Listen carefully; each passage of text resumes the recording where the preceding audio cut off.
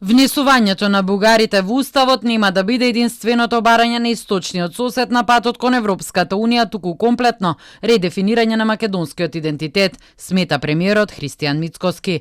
Доказ за тоа според него е последната реакција од Бугарија, во која македонскиот јазик беше именуван како јазик достапен за граѓаните и институциите во земјава. Ова следеше по информацијата дека Бугарија била единствената земја членка на Унијата која имала забелешки за акцискиот план за правата на малцинствата, доставен од Македонија до ЕУ, поради тоа што бил напишан на македонски јазик. Па мене тоа не ме чуди, не знам дали некого воопшто го чуди во државава.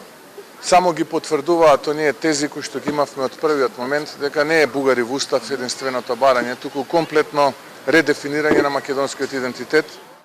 Мицкоски при тоа упати порака дека народот без разлика дали е во власта или во опозицијата за некои прашања треба да биде обединет. При тоа во исто време упати критика и подаде рака на опозицијата.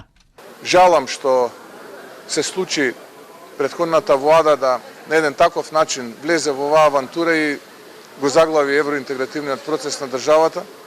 Жалам што ја прифати капитулацијата, односно ултиматумот тогаш од страна на нашиот источен сосед, наместо да не послуша и тогаш, но еве повторно апелирам до опозицијата, подадена е раката, исправена е раката, да ги напуштат оние нивни тези кои што ги слушаме во јавноста и да застанат конечно во одбрана на македонските национални интереси. Ова е таков ден и јас не би имал што повеќе да додам на тоа.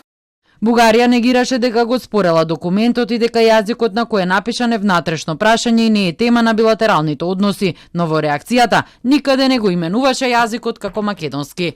При тоа упати и обвинувања дека Македонија постојано настапува со тези кои суштински се разликуваат од европскиот консензус постигнат во 2022 година, потсетувајќи дека акцискиот план е чекор кој ќе следи по вклучување на бугарите во Уставот, пошто земјава ќе може да ги отпочне пристапните преговори. Подготвувањето на документот започна во 2023 година, а беше финализиран во последните 6 месеци од 2025 и е изработен на македонски и на англиски јазик од домашни и меѓународни експерти во блиска консултација со Советот на Европа и Европската комисија.